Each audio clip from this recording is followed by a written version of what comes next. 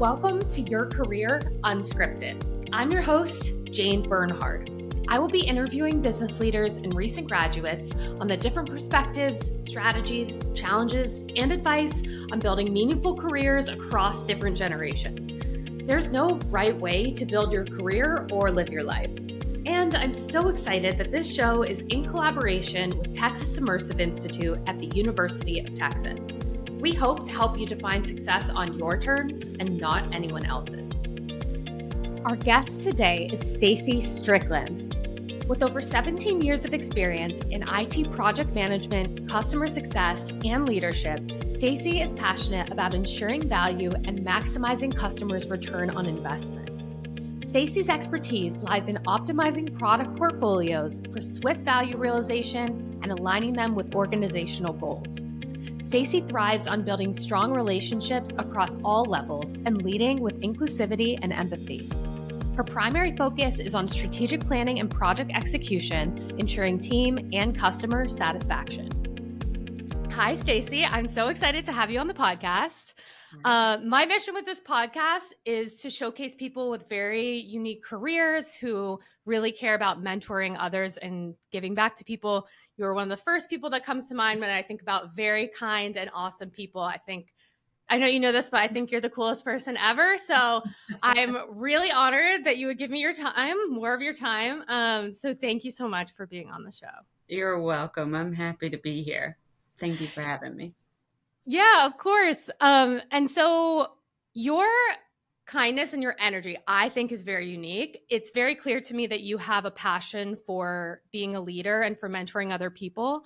I'm curious where that comes from. Was there a specific role or a specific person that influenced you? Because it feels to me like, based on our interactions and everything I've seen about your work, like mentorship and leadership is very important to you. Yes. When I think about mentorship, relationships, like I kind of lead with empathy in everything I do. And it is somewhat natural to me. Like it's not forced. I don't have to really think about it. When I sit down and talk to people, like I can just feel what they're feeling, whether it's pure joy, sadness, all of the things. I feel it. And I do think it comes from the way I was raised, how I was raised in the environment, as well as some of the things that went on earlier in my young adult life, really shaped who I am, because for a while there was a lot of uncertainty, a lot of chaos, and I didn't really have a network or deep reliability, if you will. And I always wanted to find a way to change that for other people. Thank you for sharing that. Also, I have so many follow-up questions already, because I feel like sometimes, because I come from acting is all about emotions and reading people and feeling people's energy. And then it was so interesting going into the business world, where I feel like that's not people's default usually. And sometimes business can be so cut and dry. We need to make money. We need to do this. I'm just curious if the way you feel for other people and your empathy, how that coincides with business, just because I've experienced it in really unique ways, and it's something I'm still navigating. So I'm just curious your experience with that. It's been mixed. Most people are just cut and dry. It's business. It's this way, and that's the way it is, and let's get a job done.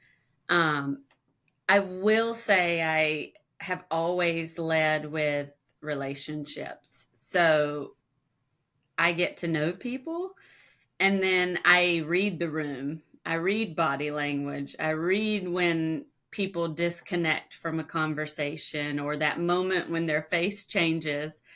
And I think it's probably a little bit of my superpower to have that viewpoint, or awareness. Awareness is probably a better word.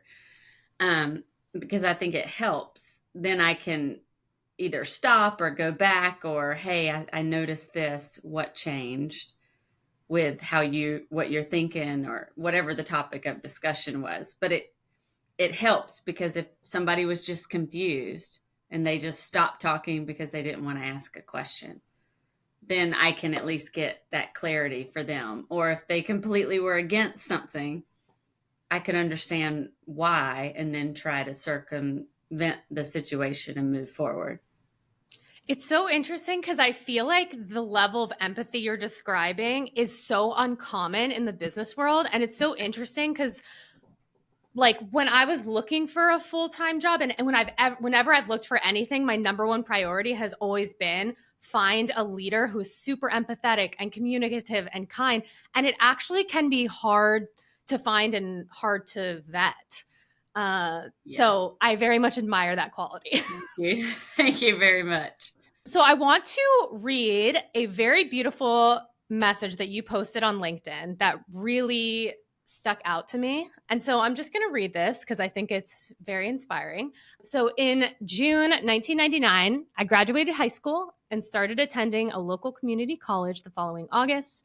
I didn't have the grades or the money to go to a 4-year university, but I did want to try additional schooling. A few months in, I found out I was going to be a mom. I finished in May of 2000 with a certificate and went into the workforce.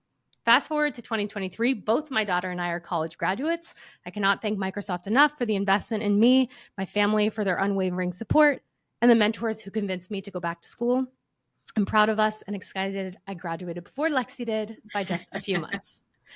So that post, first of all, it's such a heartwarming post. And I really think that young people who read that, who had a gap in schooling or had some type of disruption to their education or their work or any unforeseen circumstances, can read that and look at your trajectory and be like, okay, there's not like a specific perfect timeline. Like, this person like had a disruption and faced challenges and overcame them, and look where they are now.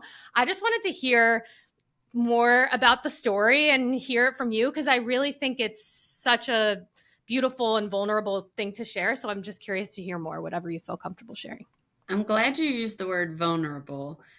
I naturally have no problem being vulnerable or sharing. Like, a lot of people are naturally, some people are private. That's okay.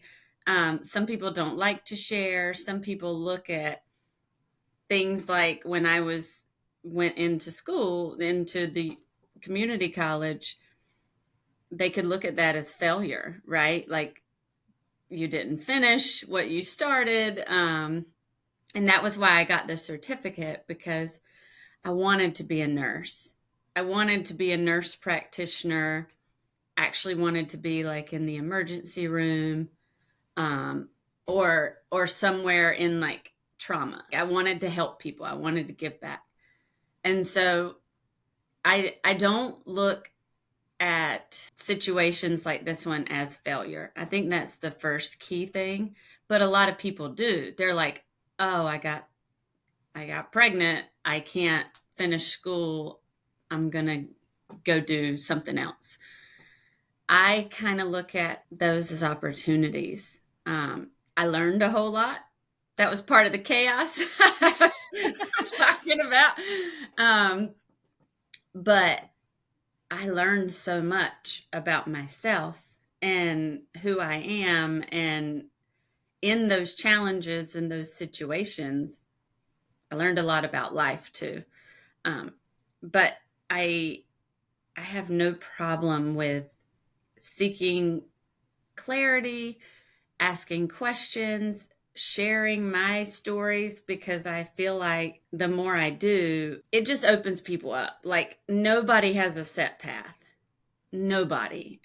If I could, look back on that, it was just my chapter was different in that moment than somebody else's. And all my peers that I graduated high school with and were going to college or entering the workforce or whatever the case may be, they were just, their chapter finished different than mine, but it wasn't the whole book. So again, I think it's such an uncommon trait to be comfortable with vulnerability. I think that's amazing. And I'm curious if there's a young person listening to this who maybe their life has taken a different turn, who maybe is feeling lost or wanted to do one thing and is trying to pivot to another thing, if you had any advice looking back, because you mentioned seeing it as an opportunity, which clearly you grew so much through everything that you Yes, have experienced. But I'm curious if there's any advice you would give that young person.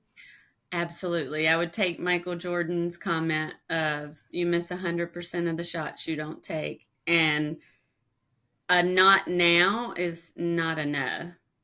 Also, if a door shuts, look for the open window. Don't just look at the closed door.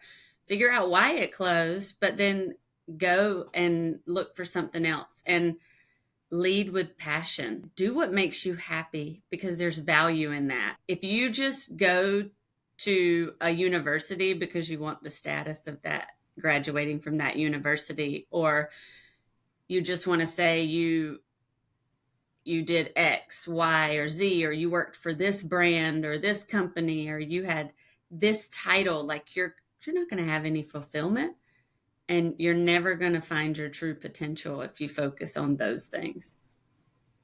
I love the focus on finding your passion. I'm also curious. So, when you returned to school, you had so much more life experience. Yes. That must have been a very interesting and unique journey to have experienced school in different life stages. I'm Yes. curious if you could talk about the differences and also the challenges and how you overcame them, because it's a really brave thing to do that. Like, I think it's so admirable and also just amazing. So I'm just curious, like, if you could talk about the different experiences. Oh, I was scared.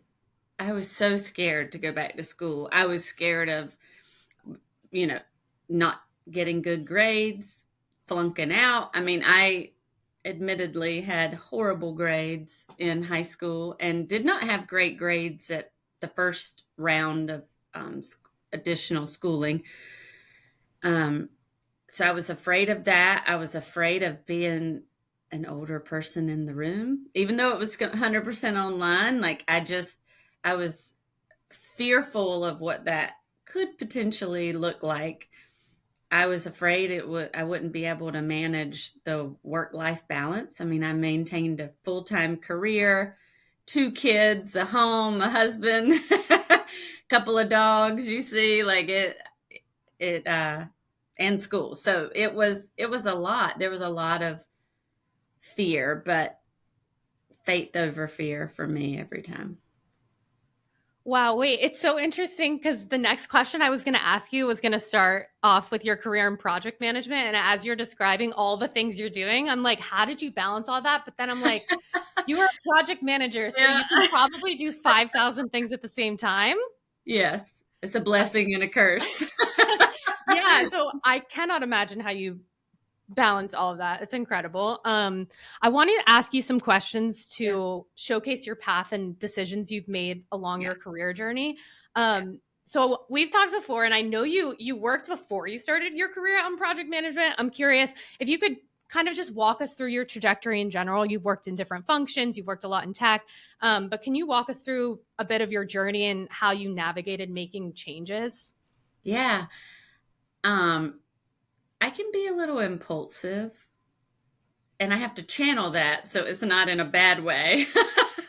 But I I think that helps me or has helped my career path because I have zero fear of risk. Um, but I also have a very deeply integrated faith, so I feel like they balance each other out. So I try not to be too fearful of taking risks, but that's the only way you're going to get anywhere.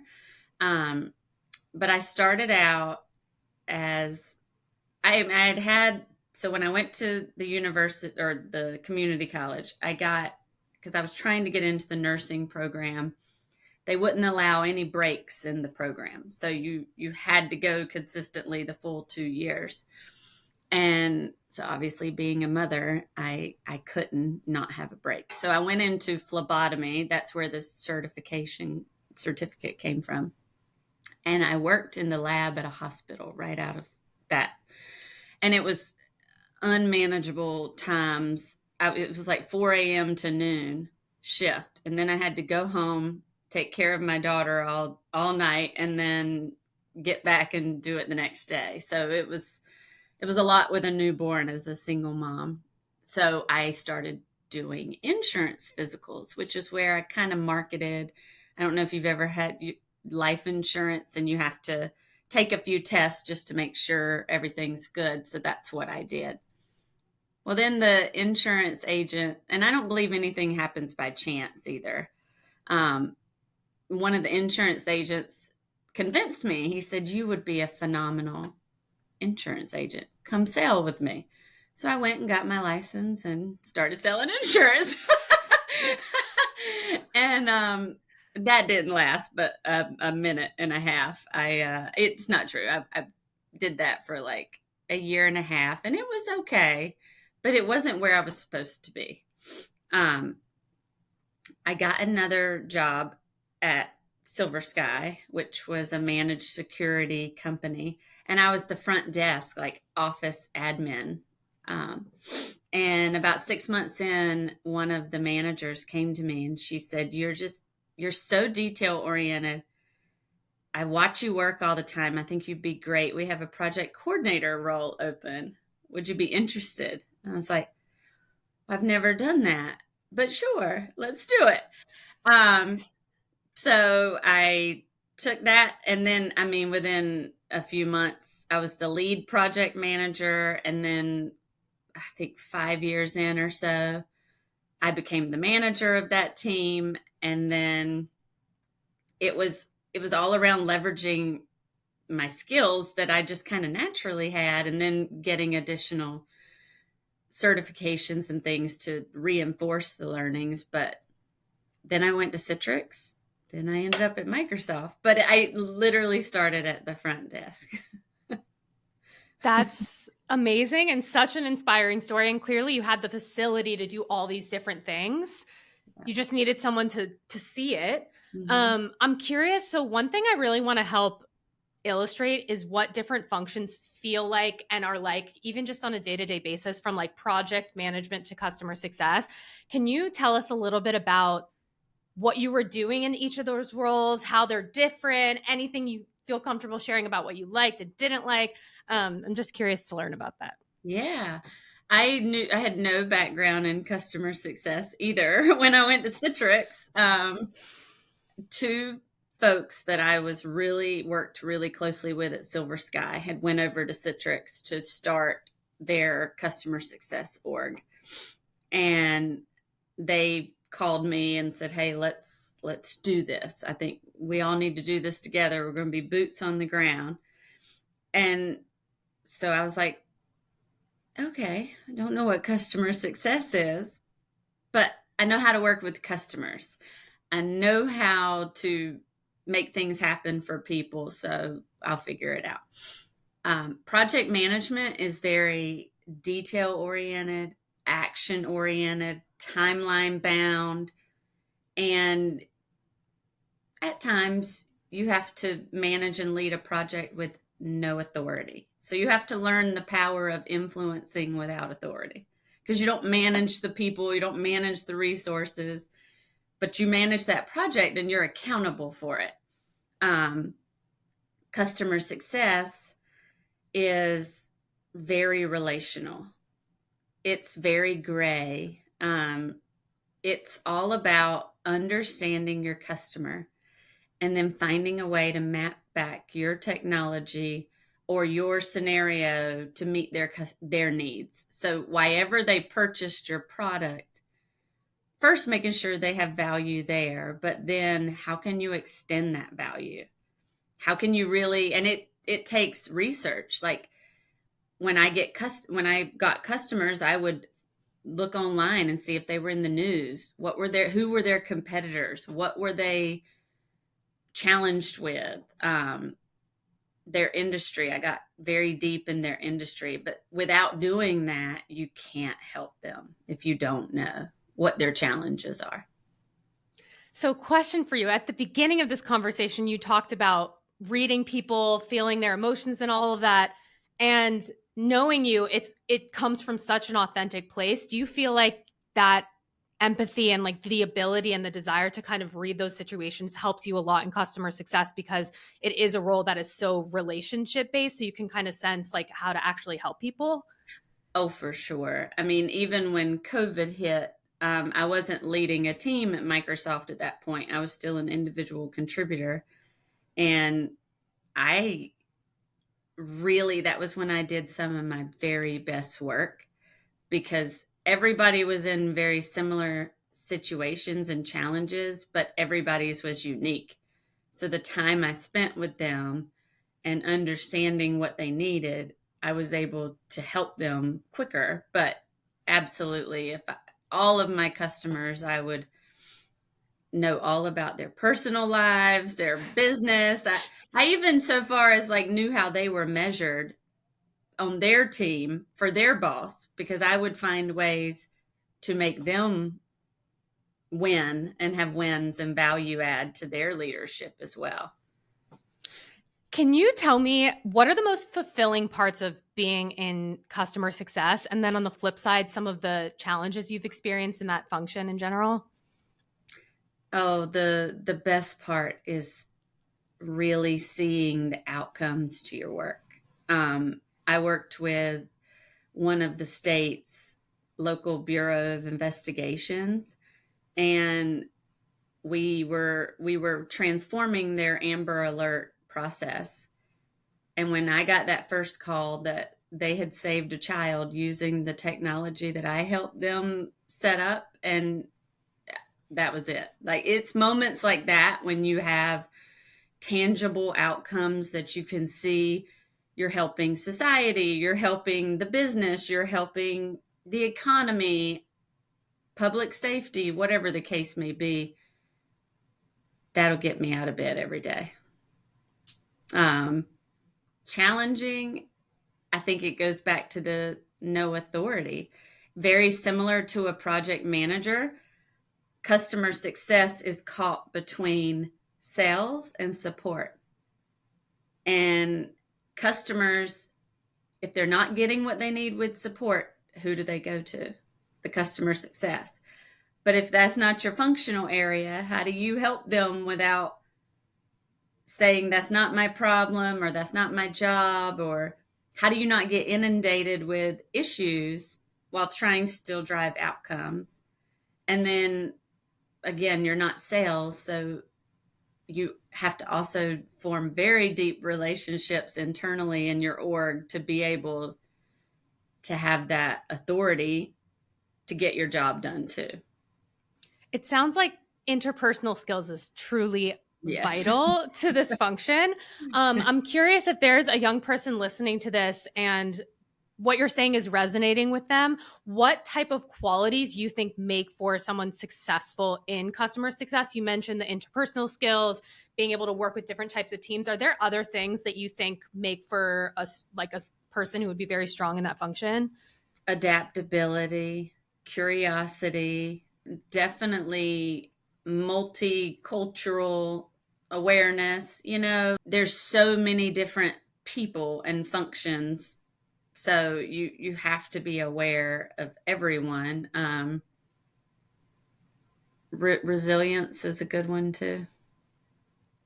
I love that. And I definitely think people will hear that and be like, oh, that's me. And I want to map out a way to get there. I'm curious. So after Citrix, that's when you moved to Microsoft. Mm-hmm. Can you tell us what drew you to Microsoft and also what inspires you about being in tech? It was funny. So I told you nothing happens by chance. And I don't really understand it all the time, but I trust it. I was at Citrix, was happy at Citrix. I mean, I wasn't actively looking another role. And I actually got a call from a recruiter on LinkedIn. It was a message on LinkedIn. And that one obviously caught my attention because it was Microsoft, right? And just knowing Microsoft and the general brand, it was like, I have to consider this. I really have to talk to them about this. But I'd also, Satya had just recently taken over as CEO, maybe a year or two-ish or so before I came on. It might have been a few years before I came on.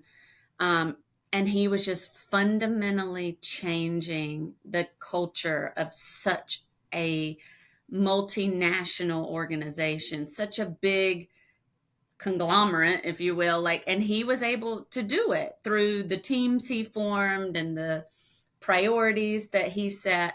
And so I was very interested, obviously, to be a part of that. And I genuinely love the Microsoft technology. I've always been a Surface girl. Well, let me say, Citrix got me a Surface, my first one, and I was like, I'll never go back. This is amazing.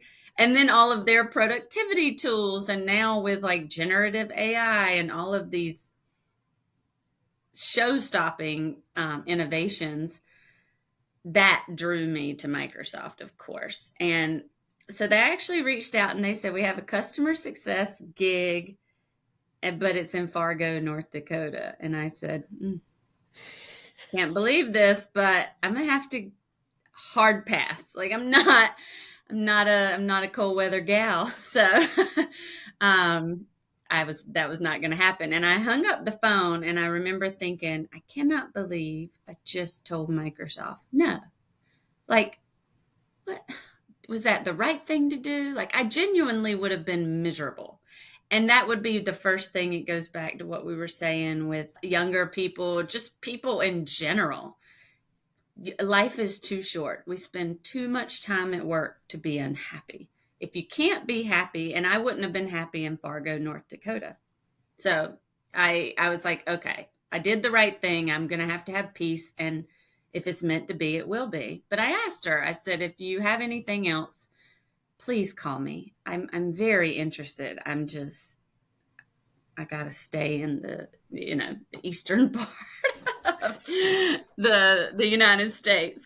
Like 2 days later, I got an email randomly from a hiring manager who ended up being the hiring manager that gave me a chance at Microsoft. And he said, we're in a finals loop for a role, a customer success role, and you would actually need to be based like in Raleigh, like North Carolina, which is where I am.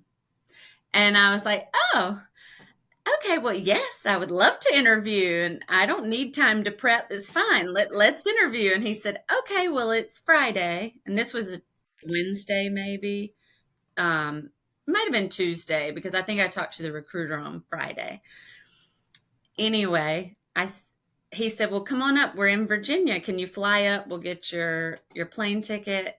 And I just kind of froze because I was a matron of honor in my cousin's wedding that weekend. So we had the rehearsal dinner Friday, all of the planning for that. And I told him, I said, I can't guarantee my flight won't be delayed or there's not unexpected challenges.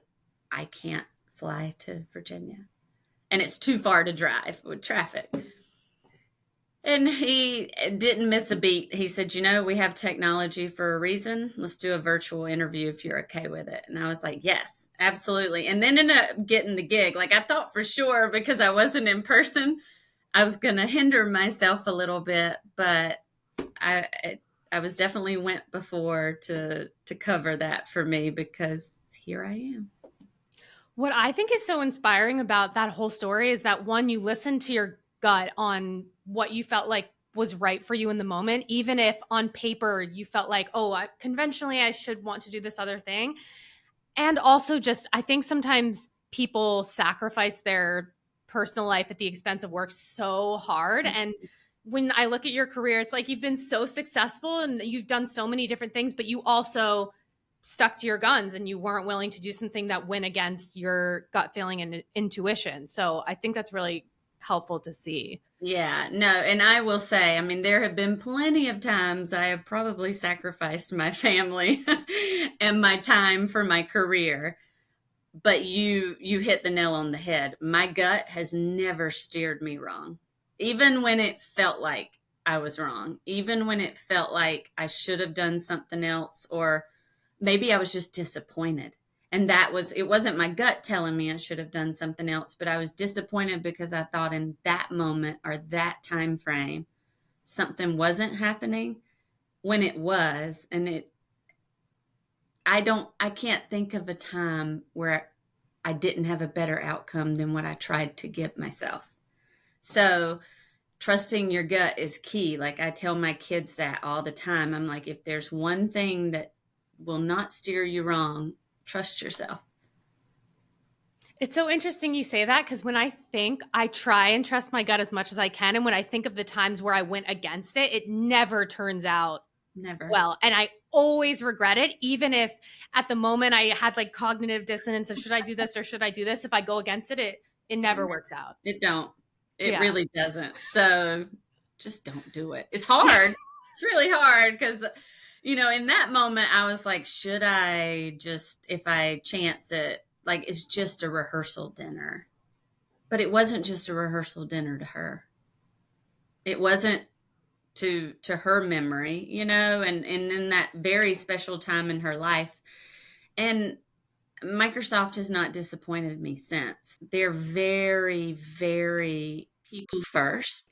They want to create an environment where we can bring our best selves to work, but we also have the space to take care of ourselves, because it's like the plane analogy. If you don't put your air mask on first, you can't help somebody else in the event of an emergency. So if we have scenarios,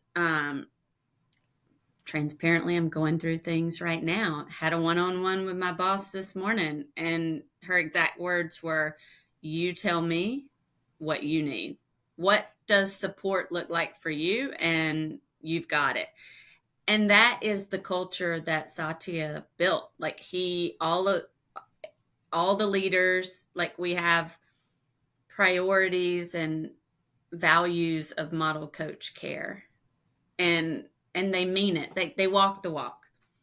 So not everybody can do that. I mean, not every company is able, smaller businesses they can't invest or do the things that a big business can, but I'm super pleased with how Microsoft is to their people.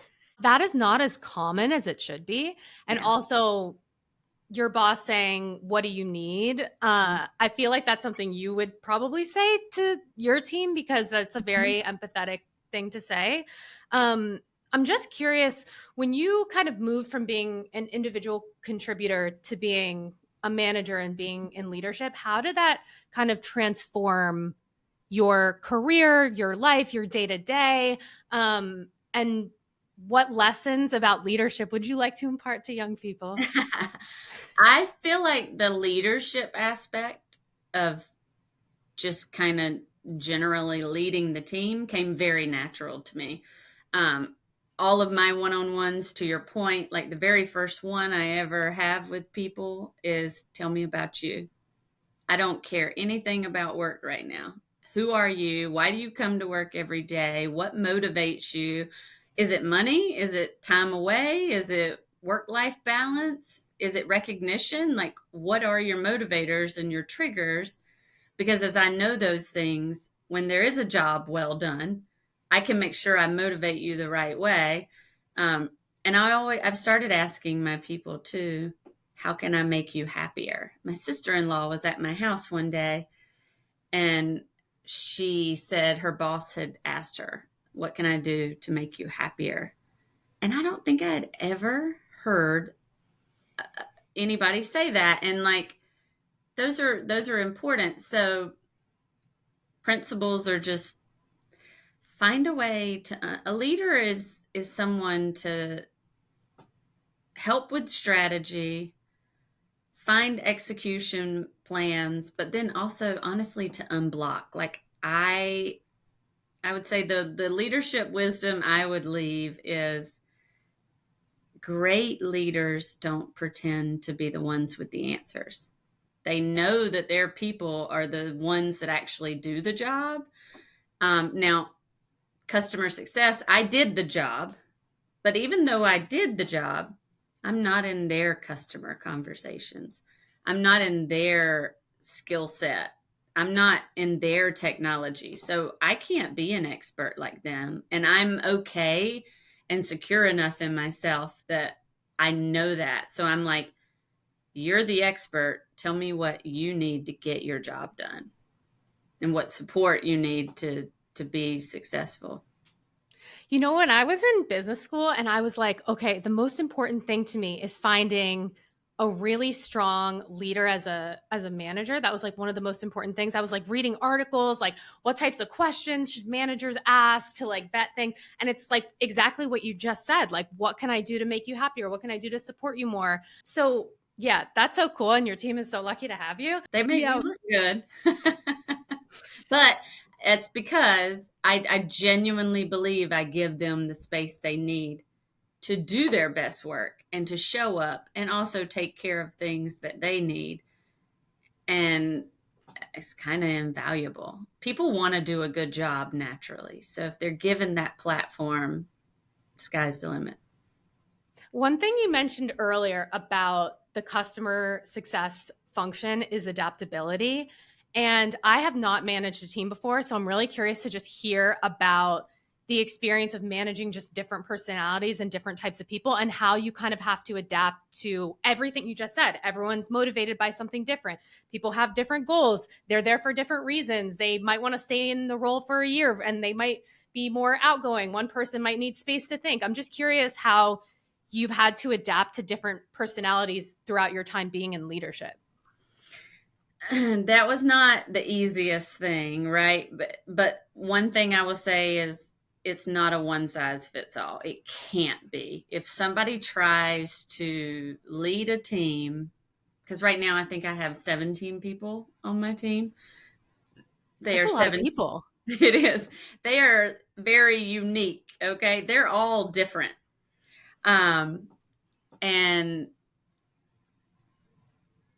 I try to find what are your career plans. The more I know, it kind of goes, the more I know about them, like if I know this person is happy where they are, how do I make sure I can give them what they need in stretch projects or whatever to stay fulfilled and happy while also growing as well?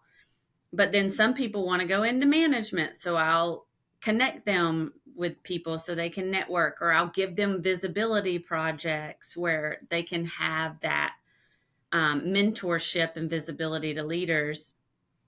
And it's like sand. If you hold sand in your hand like this, like it'll sit there. But if you try to squeeze it and force it, it falls out of your hands.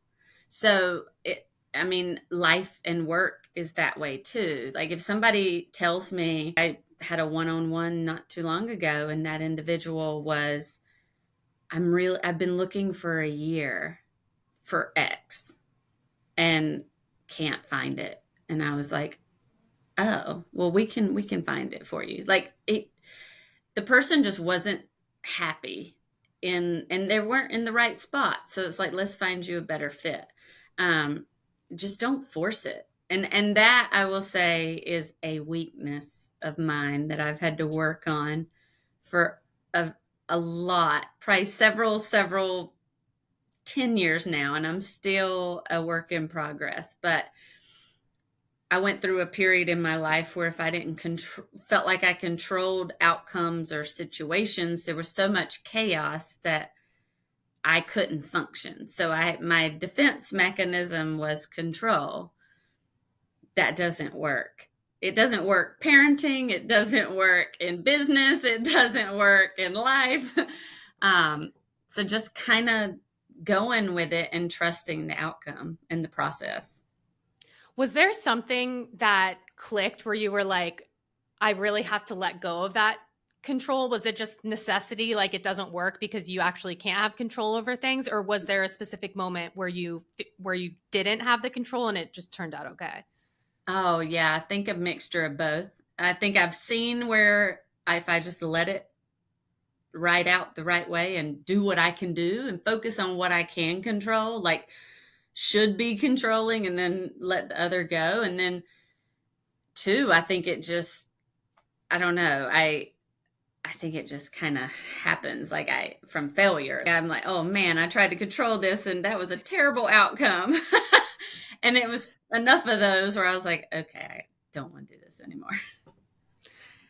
There's one question I really want to make sure I ask you, because Yeah. I know that your answer to this will be very, very helpful. I'm curious what advice you have for someone who is struggling with self-confidence in the workplace, if you've struggled with that in moving from different functions or just in general. I think oftentimes, I know that when people are in school, especially when they're younger and they're in college and you're doing things in theory, and then you go into the workforce and you feel really insecure about your value add to the team and you want to ask questions, but you feel self-conscious. Like you mentioned that you're not afraid to ask questions. So I think a piece of advice would be to push yourself to ask questions. But I'm just curious what advice you have for people who struggle with that.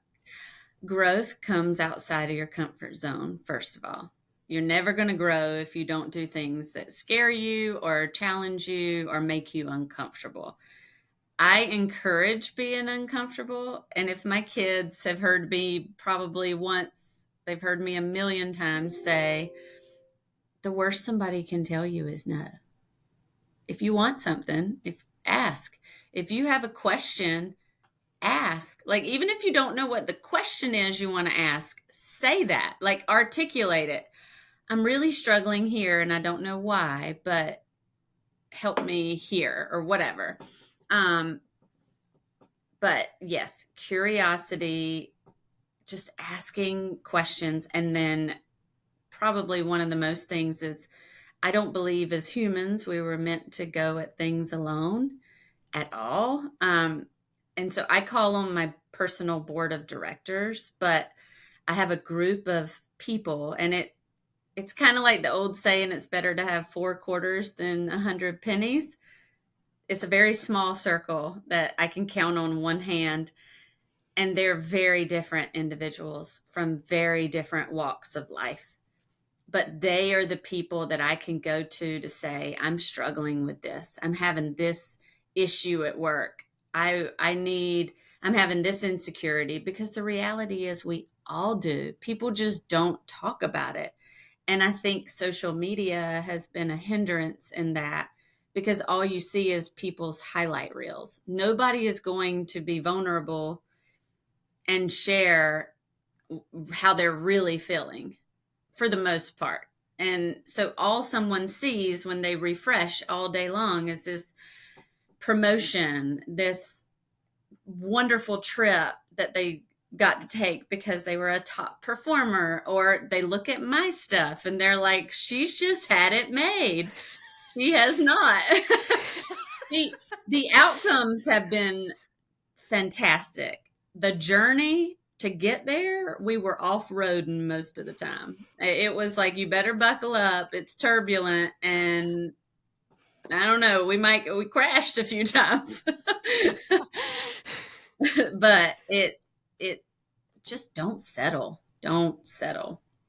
And don't be like, insecurity is just, it's unfair because it taps everybody in different ways. But just believe in yourself. And even if you don't know the answer, or don't know just yet, or you're not perfect at something, or an expert, like, just go learn it. The only way you're going to get better at it is to keep doing it. Best advice. I knew I wanted to ask you that question. Thank you so much for all of those nuggets of wisdom. This has been such an awesome conversation. Truly, you're awesome. And I very much appreciate and admire your empathy, your work ethic, your vulnerability, and just your willingness to share your experience, because I know it will help people. It helps me. And so I really appreciate your time. Thank you so much for this conversation. Well, I appreciate everything you're doing too. And I mean, you displayed a lot of courage yourself, just randomly reaching out to people that you didn't know. Like, that's not easy to do. And you're taking your passion and your career and you're going with it. That's very commendable, and I'm happy to help if I can. Thank you. No, I mean, you definitely can, and that means a lot coming from you. So thank you again. Absolutely. I hope you enjoyed this week's episode of Your Career Unscripted. If something about this conversation inspired you, I'd love to know. Feel free to message me on LinkedIn at Jane Bernhard if there's a guest you'd want to hear from, or if there's a type of background you'd like to learn from, and I'll do my best to make it happen. If you enjoyed the content, please subscribe to my Substack and socials, follow Texas Immersive Institute, and check out TXI's Patreon at patreon.com/Texas Immersive for more thought leadership on the immersive field. And of course, please share the episodes with anyone who you think might find them helpful. See you next time.